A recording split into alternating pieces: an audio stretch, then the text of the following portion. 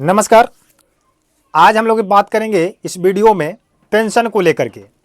Pension की जो संख्या है उस संख्या को अब की बार बढ़ा दिया गया है। पिछले जितने महीने से पेंशनरों की जो संख्या थी, जो पेंशनधारियों की संख्या थी, उनमें बहुत अब की बार क्या किया गया है, बढ़ोतरी किया गया है। और कल 10 तारीख को पेंशन भेजा जाएगा। जिन व्यक्तियों को पेंशन अभी तक नहीं मिला था 2-3 महीने से, बहुत सारे लोगों का है पेंशन रुका हुआ, तो क्या उनका पेंशन डबल करके मिलेगा या ट्रिपल करके मिलेगा? बहुत सारे लोगों का 3 मंथ से पेंशन नहीं आया है। इसका मतलब कि 3 महीना का पेंशन उनका 3300 हो गया 1100 के हिसाब से। बहुत सारे लोगों का जनवरी का नहीं आया, फरवरी का नहीं आया, मार्च का नहीं आया, अप्रैल मई जून तक नहीं आया, जुलाई में किसी किसी का आया। लेकिन जुलाई का पेंशन जो है आपको अगस्त में 10 तारीख को ट्रांसफर किया जाएगा माननीय मुख्यमंत्री सम्राट चौधरी जी के माध्यम से। तो इसका टाइम डेट कुछ बदल दिया गया है। आपको कल पेंशन जो मिलने वाला है कितने बजे मिलेगा, और कल बहुत सारे लोगों का इंतजार खत्म होगा और बहुत सारे लोगों के हाथों निराशा लगेगा। अब निराशा किन लोगों को लगेगा? उसमें 4 कैटेगरी ऐसे हैं जिनको पेंशन कल नहीं दिया जाएगा। तो आप सोच रहे होंगे कि किनका पेंशन नहीं मिलेगा, जिसमें 4 प्रकार के लोग हैं। वो कौन कौन से लोग हैं? तो अभी तक वृद्धा पेंशन, विधवा पेंशन, विकलांग पेंशन, जितने भी पेंशनधारी हैं, अभी तक अगर आप पूरी प्रक्रिया को डिटेल्स से अगर कर भी लिए हैं तो अब आपका पेंशन नहीं मिलेगा। ऐसा मैं क्यों कह रहा हूं? ऐसा आधिकारिक घोषणा किया गया है। इस अपडेट के बारे में हम लोग पूरा विस्तार से जानेंगे कि आखिर इस चीज को बहुत सारे सोशल मीडिया के माध्यम से बताया जा रहा है कि पेंशन बंद किया जाएगा। बहुत सारे जनता में ये अफवाहें फैलाई गई है कि पेंशन बंद हो जाएगा हमेशा हमेशा के लिए, कि जिनका पेंशन अगर 5 महीना लगातार नहीं मिला है, इसका मतलब है कि उनका पेंशन को रोक दिया गया है। क्योंकि कोई ऐसा सिस्टम नहीं है कि 5 महीने से अगर सब कुछ आपका ओके है और 5 मंथ से आपका पेंशन रुक जाए। हो सकता है कि 1 मंथ रुके, 2 मंथ रुके, लेकिन तीसरा मंथ में आ जाना चाहिए। क्यों? क्योंकि 1 मंथ जब रुकेगा तो आप अपना कार्यक्रम में जुट जाइएगा। हो सकता है कि 1 मंथ अगर देखते हैं कि चलिए अगला मंथ में क्या होता है, तो उस स्थिति में 2 मंथ भी रुक सकता है, लेकिन तीसरा मंथ में नहीं, क्योंकि आप सब कुछ अपडेट कर सकते हैं। क्योंकि पेंशन के लिए सभी लोगों की जरूरत है जो इससे जुड़े हुए हैं। तो हम आपको बता दें कि अब की जो संख्याएं हैं, जो पिछले बार की संख्याएं हैं, आपको बताते हैं कि जून में जो मई की जो संख्याएं थी 97 लाख था, लेकिन जब जुलाई में अपडेट डाला गया 97 लाख 84-85 हजार के आसपास था। मोटा मोटी अगर कहा जाए लगभग तो 98 हजार था।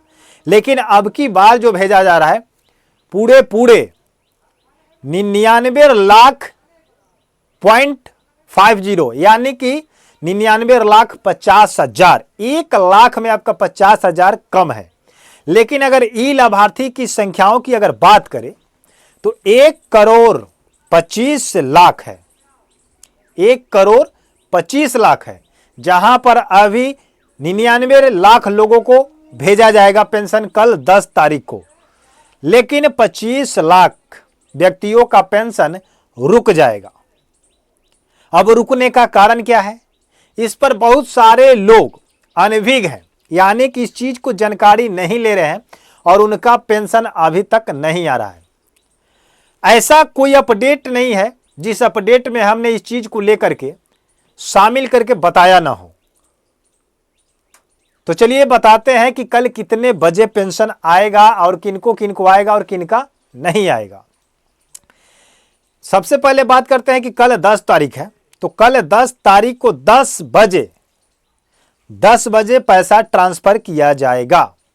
हो सकता है कि समय 10 बजे ट्रांसफर किया जाए, लेकिन इस पर क्या होगा कि जब पैसा ट्रांसफर की जाती है उस समय तकनीकी जो सिस्टम होता है, प्रशासनिक तकनीकी जो सिस्टम होता है, वो अचानक काम स्लो करने लगता है। क्योंकि करोड़ों रुपए एक साथ करोड़ों लोगों के खाते में ट्रांसफर किया जाता है। उसके बाद सभी लोग चेक करना स्टार्ट कर देते हैं। तो इस समय में क्या होता है कि चेक करते समय आपको दिखाई नहीं देता है। तो बहुत सारे लोगों को उस टाइम पर चेक करने पर पता चलता है कि मेरा पेंशन अभी तक नहीं आया है, और बहुत सारे लोगों को पता उसी समय चल जाता है क्योंकि मैसेज आ जाता है और चेक करने के बाद पता भी चल जाता है। बहुत सारे लोग चेक करते हैं तो उनका प्रोसेसिंग बताता है, बहुत सारे लोग चेक करते हैं तो उनका सक्सेसफुल बताता है, लेकिन उनके अकाउंट में पैसा नहीं रहता है, आया ही नहीं है, लेकिन सक्सेसफुल दिखा रहा है। इसके पीछे भी रीजन है कि आपके अकाउंट में पैसा नहीं आया और आपके अकाउंट में सक्सेसफुल दिखा रहा है। जब आप पैसा निकालने गए तो पता चला कि अकाउंट में पैसा है ही नहीं, और जो पेंशन का पैसा है इतने बज के इतने मिनट में सक्सेसफुल दिखा रहा है। तो इस सब का समस्या क्या है? समस्या को आप लोग समझना शुरू कर दीजिए, पकड़ना शुरू कर दीजिए, क्योंकि कल जो पैसा भेजा जाएगा वो 10 बजे, लेकिन अब जो बात करते हैं कि किनका किनका नहीं आएगा। नहीं आने में सबसे पहले उनका नहीं आएगा जिनका जीवन प्रमाणीकरण नहीं हुआ है, जिनका EKYC नहीं हुआ है, जिनका खाता एक्टिव नहीं हुआ है, इनएक्टिव है।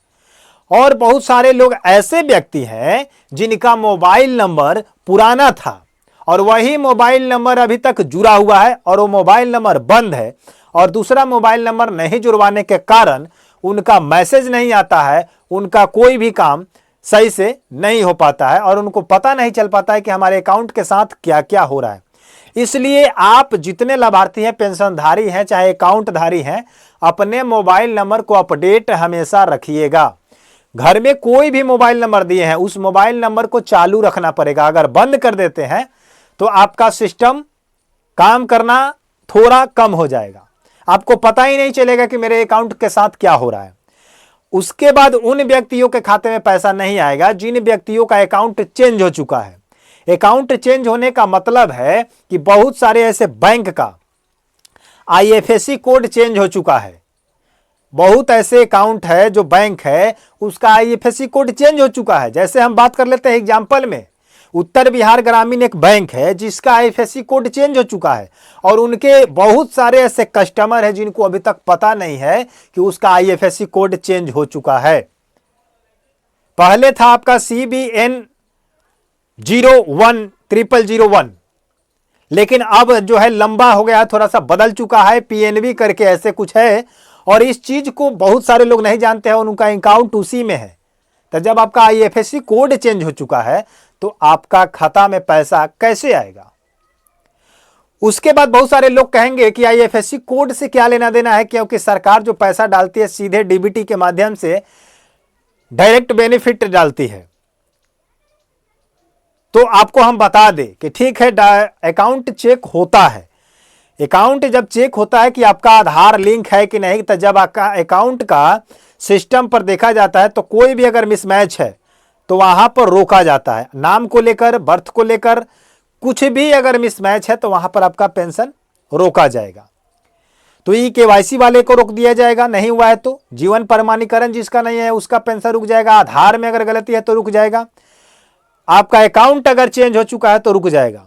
बहुत सारे लोग क्या है कि अकाउंट दे दिए हैं कोई और उनको पता नहीं है कि मेरा अकाउंट कौन जुड़ा हुआ है, जाकर के दूसरे बैंक में चेक करते हैं। बहुत सारे लोग ऐसे हैं कि अपने 2-4 बैंक में खाता खुलवा लिए हैं और किसी किसी पर लोन ले चुके हैं, और हो सकता है कि वही पेंशन में आप अकाउंट लगा दिए हैं, तो जब पैसा आपका आता है उसके बाद पैसा लोन में कट जाता है। तो इस चीज को आप पता करें कि आपके अकाउंट पर लोन तो नहीं है। अगर लोन रहेगा तो कोई भी सरकार का पैसा आएगा तो अकाउंट से कट जाएगा, और आप जब चेक करने जाइएगा तो आपका तो पेमेंट सक्सेसफुल दिखाएगा, लेकिन आपको पता नहीं चलेगा कि मेरे अकाउंट में पैसा है या नहीं। पता कैसे चलेगा कि ये पैसा गया कहाँ? तो आपको स्टेटमेंट निकालना पड़ेगा। स्टेटमेंट होता है एक बहुत बड़ा पेपर में निकलता है, एक पर्ची के रूप में, जिस पर्ची में ये लिखा होता है कि आप कब जब से आप खाता खुलवाए हैं तब से आप कितना पैसा रखे हैं, कितना पैसा निकाले हैं, कितना आपको ब्याज मिला और कितना उस पर आपको लोन है, और कहां कहां से आपका पैसा ट्रांसफर किया गया था, आपके अकाउंट पर कहां कहां से पैसा आया था, गवर्नमेंट कहां कहां आया था, या आपके खाते पर कोई दूसरा व्यक्ति भेजा था। ये सब कुछ डिटेल्स दिखाई देता है उस स्टेटमेंट में। तो स्टेटमेंट आप निकाल कर देख सकते हैं कि मेरे खाता पर क्या प्रॉब्लम है। तो उन तमाम लोगों को मैं धन्यवाद देना चाहता हूं जिनको कल पैसा 10 बजे आ जाएगा, लेकिन जिनका पेंशन नहीं आएगा वो कमेंट करके बताएंगे कि नहीं आया, चाहे वृद्धा पेंशन हो, चाहे विधवा पेंशन हो, चाहे दिव्यांग पेंशन हो। क्योंकि विधवा पेंशन भी रोका जाएगा और दिव्यांग पेंशन भी रोका जाएगा और वृद्धा पेंशन भी रोका जाएगा। इन तीनों में कैटेगरी अलग अलग है। अब वृद्धा पेंशन की अगर बात करें तो इसमें उम्र को लेकर के जो गलत तरीके से, फर्जी तरीके से जो उम्र बढ़ा करके पेंशन ले रहे हैं उनका पेंशन रोका जाएगा। विधवा में क्या है कि विधवा लोग विधवा हो चुके, उसके बाद क्या किया कि विधवा पेंशन बनवा लिया। पेंशन लेने के साथ साथ क्या हुआ कि उसका दूसरा शादी हो गया, शादी होने के बाद अपना जीवन यापन कर रही है, उसके बाद विधवा पेंशन भी ले रही है। तो इस चीज को सरकार कर रही है कि इसका जांच होगा। विकलांगता की जांच ये होगा कि बहुत सारे लोग बढ़िया है, सही है, कमा रहा है, कोई उसको विकलांगता नहीं है, लेकिन विकलांगता सर्टिफिकेट बना करके, दिव्यांग सर्टिफिकेट बना करके अपने आप को साबित कर दिया है गवर्नमेंट के सामने कि हम विकलांग हैं, हमको पेंशन मिलना चाहिए, और वो पेंशन ले रहा है। तो इस चीज को पता चल गया है गवर्नमेंट को कि फर्जी हो चुका है। तो इसी चीज पर सब कुछ वेरिफिकेशन चालू है और रोक लग रही है। तो आप लोग अगर गलत कर रहे हैं तो आप लोग सावधान हो जाएं और ईमानदारी से अपना पेंशन को पाएं। तो कल के लिए आप लोग रेडी हो जाइए। धन्यवाद। मिलते हैं नए वीडियो के साथ। चैनल को सब्सक्राइब कर लीजिए, वीडियो को लाइक कर दीजिए। Take care.